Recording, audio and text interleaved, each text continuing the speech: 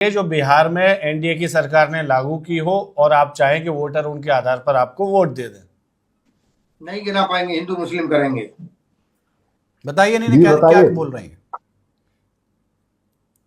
ये आवाज भी कट गई थी, मैं सुन नहीं पाया, जरा एक बार प्रश्न दोहरा दीजिए। सर प्रश्न मेरा ये है कि 4 ऐसी योजनाएं बता दीजिए एनडीए की, आपको लग रहा हो जिसके बेसिस पर वोटर आपको वापस वोट देने वाला है। लग रहा वोटरों की बातों पे आपको भी यकीन नहीं। हमने गिनाया ना, एक लाइन से मैंने बताया जो नहीं सर, बिहार की आपने बीजेपी आयुष्मान योजना गिनाई, आपने जनधन गिनाया, आपने प्रधानमंत्री आवास गिनाया। वो प्रधानमंत्री ने पूरे देश के लिए किया, मैं बिहार केंद्रित योजनाओं की बात कर रहा हूं यहाँ पर। मैंने फिर भी आपसे वही कह रहा हूं कि लगातार जब देश की जनमानस अपने आप को संतुष्ट करती, अगर देश की जनता खुश नहीं होती तो देश की जनता आपको जवाब देती। और नीतीश कुमार को लगातार हटाने का काम, फिर भी मैं बताता हूँ, महिलाओं के लिए इन्होंने जो काम किया, आज महिलाएं सुरक्षित हैं। आप देखिए किस तरह से महिलाओं के आत्मनिर्भर बनने के लिए आगे बढ़ा, चाहे जिस माध्यम से उन्होंने किया हो। आज बिहार को एक बेहतर बिहार देने के लिए योजनाओं की जिक्र आप करें, आप कहते हैं, अभी हम जब जिक्र करेंगे कि नीतीश कुमार जी ने के नेतृत्व में हमने 10,000 रुपया जो है बिहार महिलाओं के खाते में, तो आप कहेंगे भैया रेवड़ी बांट रहे हैं आप। तो हम इस पर में आज बिहार की जनता, बिहार के लोग एक ऐसी महिलाओं की, आप ही की ग्राउंड रिपोर्ट बता रहे हैं कि ऐसी महिलाएं जिसको एबीसीडी भी नहीं मालूम है, वो भी नीतीश कुमार के शासन को बिहार की जनता की बात कर रहे हैं आप। बिहार की जनता खुश है। सर आप बार बार बिहार से बाहर चले जा रहे हैं, मैं चाहूंगा एक बार आप प्लीज बिहार के अंदर अंदर रहें। बिहार की जानकारी इनके पास है ही नहीं। अरे आपसे पूछेंगे क्या जानकारी, आपको बेहतर जानकारी है क्या? हाँ, जानते सभी तो बिहार के बारे में बोल रहे हैं। अगर आपको जानकारी तो गुस्सा क्यों नहीं आ रही है? कितनी गुस्सा क्यों आ सर रही गुस्सा है? मत करिए, 4 योजनाएं जल्दी से बता दीजिए, बात खत्म। बिहार में नीतीश कुमार ने अभी आपको ने पूछा है अगर ऐसे कि 4 मनोज जी योजना बता दीजिए जो बिहार के लिए क्या है, आपको वो पता नहीं है। मैं अपने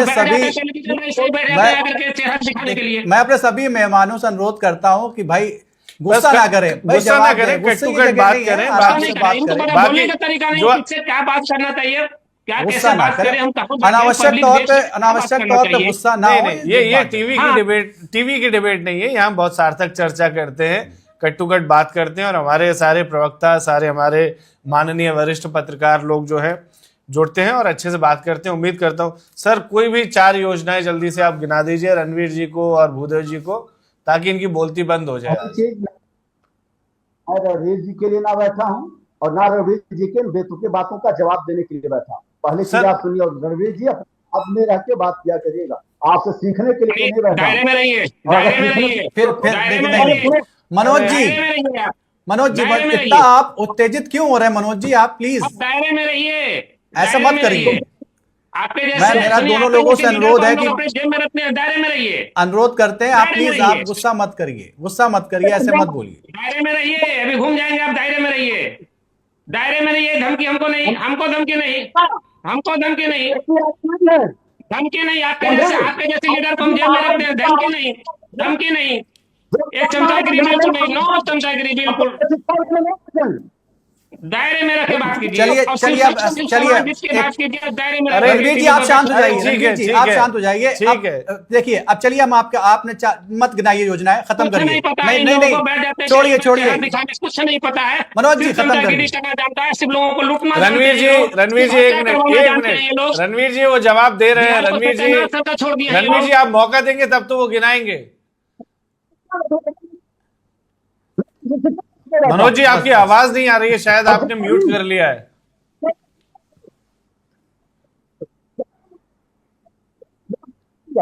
मनोज जी आपकी आवाज नहीं आ रही है। आवाज आ रही है मनोज जी आपको हमारी? बस धैर्य रखिए मनोज जी, प्लीज आराम से, थोड़ा भैया बीपी बढ़ जाएगा। मैं ये कह रहा था आप 4 योजनाएं गिना के मुंह बंद कर दीजिए दोनों लोगों को। चलिए छोड़िए योजनाएं मत गिनाइए, छोड़िए, खत्म करिए योजनाओं वाली बात ही खत्म कर देते हैं, फिर वो पारा हाई हो जाएगा।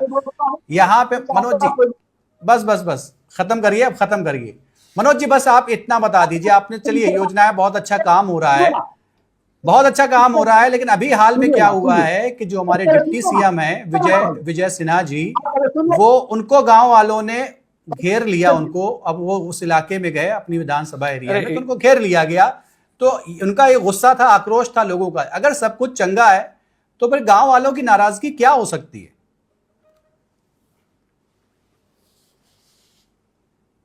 देखिए, पहली चीज है, मैं बीच में बोलता हूं, मुझे कोई अकल देने के लिए ना बैठे। हाँ, कोई नहीं बोलेगा, अब कोई नहीं बोलेगा, आप बोलिए बोलिए बोलिए। ज्यादा अकल देना आप कहीं फेस टू फेस मिल लेंगे।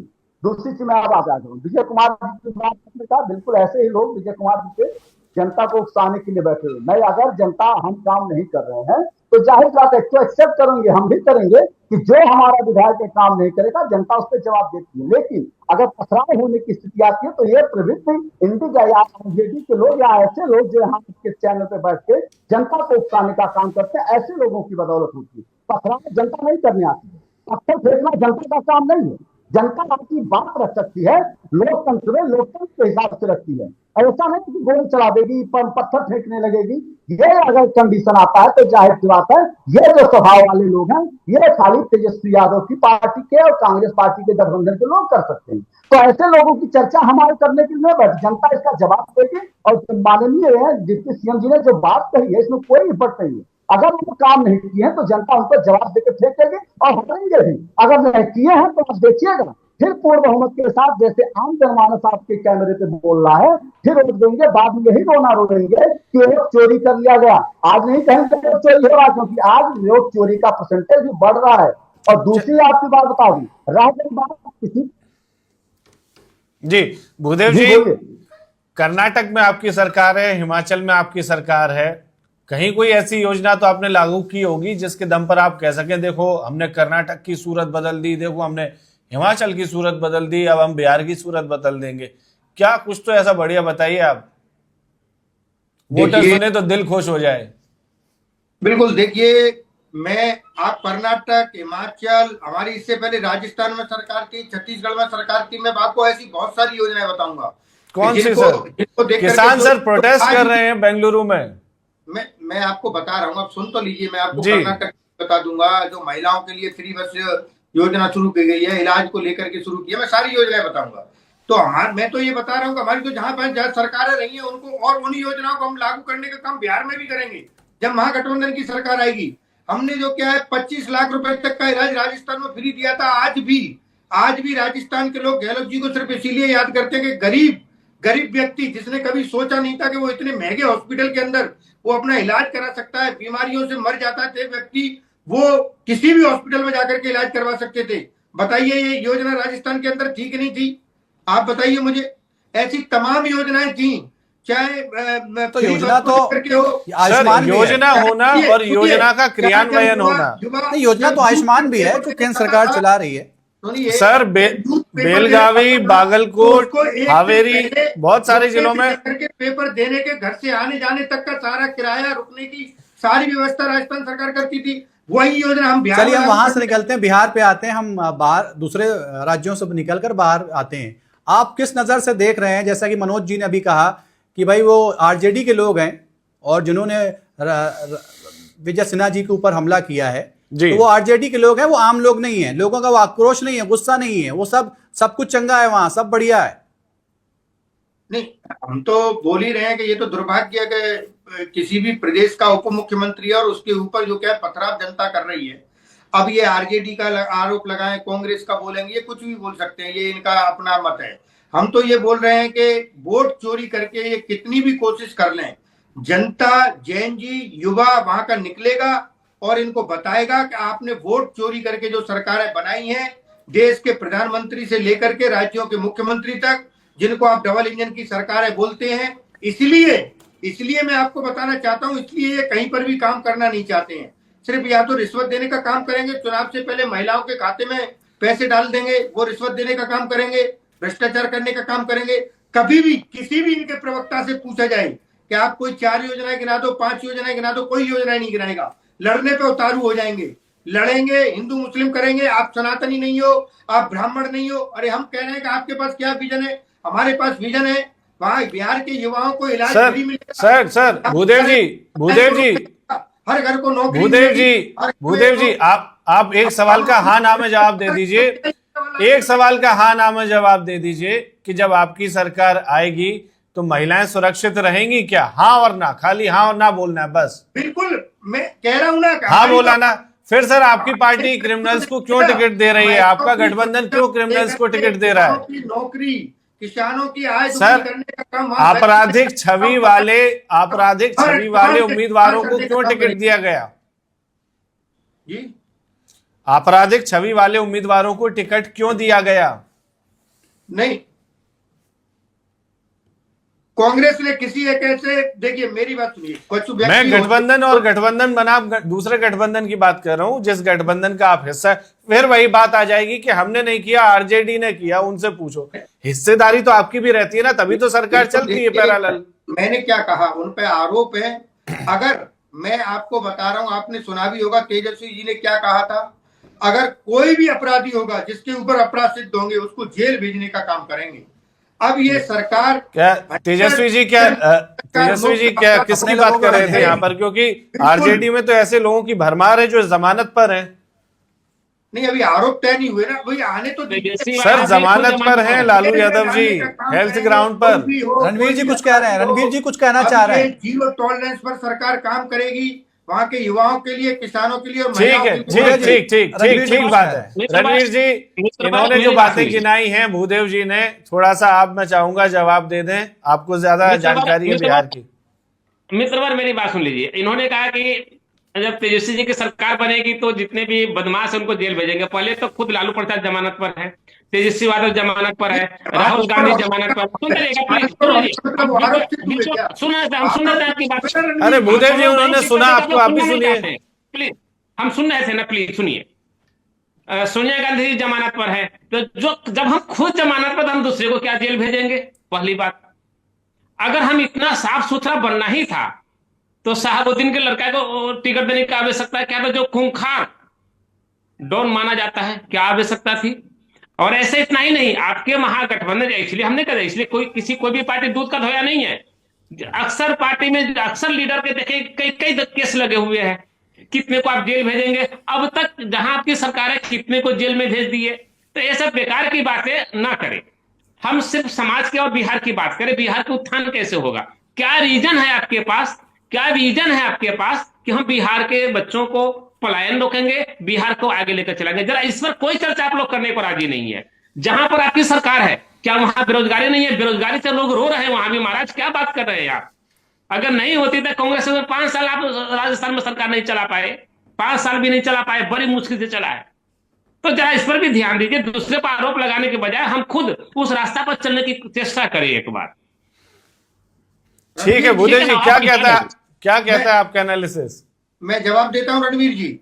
जी रणवीर, आपने कहा कि राजस्थान में 5 साल सरकार नहीं चल पाई, आप एक बार राजस्थान देख के आइए। देख घुमा है खूब।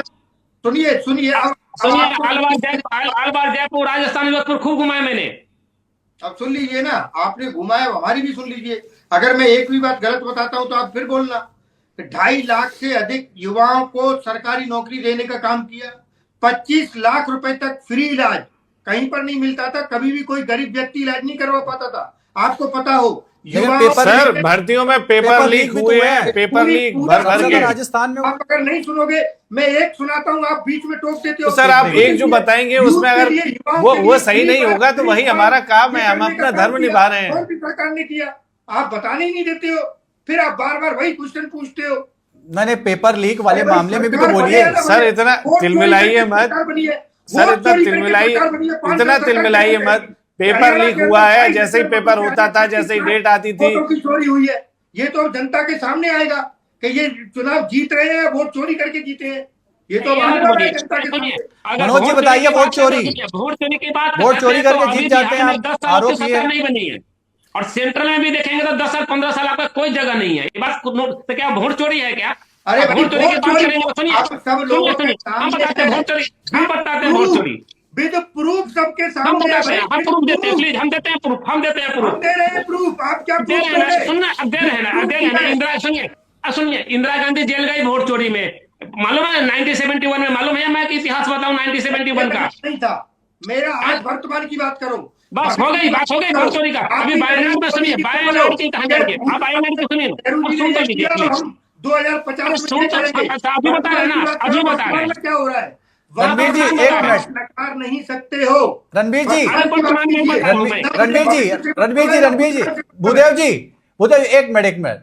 रणवीर जी, आपने कहा कि इंदिरा गांधी भी वोट चोरी में गई थी। वर्तमान को सुधारने की बात वर्तमान, एक मिनट भूदेव जी, तो क्या आप जो आरोप लगा रहे हैं ये, हो रहे हो आप? एक मिनट भूदेव जी आरोप लगा रहे हैं कि वोट चोरी से सरकार बनाते हैं, ये मनोज जी से उन्होंने कहा। तो आपको क्या लगता है, ये गलत है या फिर मनोज जी सही है? वोट चोरी नहीं होता है। देखिए, आरोप लगाना तो बड़ी आसान है, इन लोगों को ना एक दूसरे पर आरोप लगाना बड़ी आसान नहीं, आता है। मैं सिर्फ इतना पूछना, मैं रणवीर जी, मैं इतना पूछना चाह रहा हूं, मैं इतना बस सिर्फ एक सवाल, बहुत छोटा सा शॉर्ट में, कि क्या वोट चोरी होता है या नहीं होता है, जो सरकार हाँ या ना? नहीं, फिलहाल नहीं होता है। अगर फिलहाल कोई कह रहा है कि वोट चोरी हो रहा है, इसका मतलब है कोई खुद कहीं ना कहीं पहले किया होगा, वही उसको दिल में बैठा हुआ है। देखिए, फिर आप वोट चोरी नहीं है। डिप्लोमेटिक जवाब दे रहे हो आप। चलिए, उन्होंने ये जवाब मनोज जी के पक्ष में दे दिया है कि वोट चोरी उनके हिसाब से नहीं हो रही है, राहुल गांधी के हिसाब से हो रही है। कोर्ट आगे तय करेगा। कांग्रेस तैयारी कर रही है कि हम कोर्ट जाएंगे। मनोज जी, एक सवाल, बहुत देर से करीब 10 मिनट से आपको बोलने का मौका नहीं मिल पाया, माफी चाहूंगा। 10 मिनट हो गए सर, उम्मीद है कि आप थोड़ा सा काम हो गए होंगे, कूल हो गए होंगे। सर, 4 योजनाएं बस आप बता दीजिए, ये दोनों लोग इंतजार कर रहे हैं। देखिए, मैं लगातार फिर आपसे इसी चर्चा में आते हुए आगे भी बोलूंगा, चाहे जैसे महिलाओं की व्यापार के क्षेत्र में उन्होंने काम किया सर, बिहार केंद्रित 4 जन कल्याण की योजनाएं बस सर। महिला को देखिए, मैं चारों के लिए आपको बता दूं, मैं कांग्रेस की तरह नहीं बोलूंगा कि नहीं। महिलाओं को रोजगार के लिए उद्यमी योजना के नाम से नीतीश कुमार जी ने जो काम किया था, महिलाओं को सशक्त बनाने के लिए नीतीश कुमार जी ने लगातार काम किया। कभी भी देखिए, अभी हमारे किसी मित्र ने इसमें से ये भी बताया कि किस तरह से एक गांव का चर्चा हुआ कि इस गांव में ढूंढ के लाना पड़ रहा है कि एक गांव ऐसा है जहां पे जो है विकास नहीं पहुंचा या क्या हुआ, अभी आपके ही पैनल से आया है। लेकिन मैं इतना जरूर कहना चाहता हूँ, क्योंकि एक चुनाव खत्म हुआ 5 बजे तक का 60.13% जो वोट पोलिंग हो चुका है।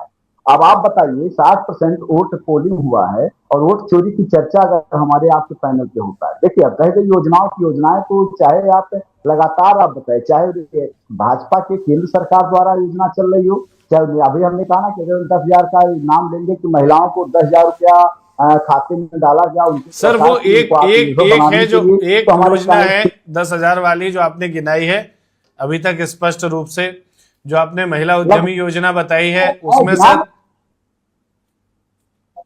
गिना नहीं रहा हूं मैं, कोई योजना नहीं गिना रहा हूं, क्योंकि बिहार की जनमानस एक योजनाओं की चर्चा कर रहे, तभी हर महिला, हर नौजवान भारतीय जनता पार्टी के नेतृत्व की एनडीए सरकार को लगातार बहुमत देने का काम करे। और आज आपके चैनल पर फिर मैं इसी बात को चर्चा में लूंगा, क्योंकि योजना गिनाने का जो टाइम है ना, वो टाइम लिमिट खत्म हो चुका है। अब हमारा जो 5 सालों का काम था, वो काम बोलेगा और 14 तारीख को देखेगा, कमल का फूल खिलेगा।